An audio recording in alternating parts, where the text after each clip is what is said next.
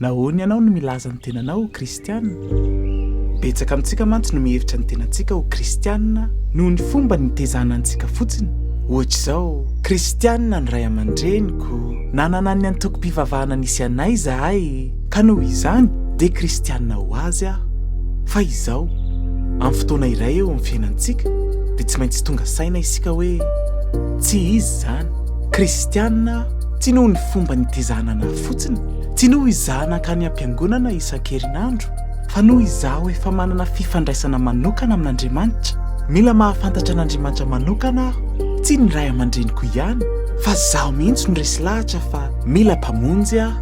Zaho mihitsy no resy lahatra fa tia Jesosy ka maty noho ny fahotako.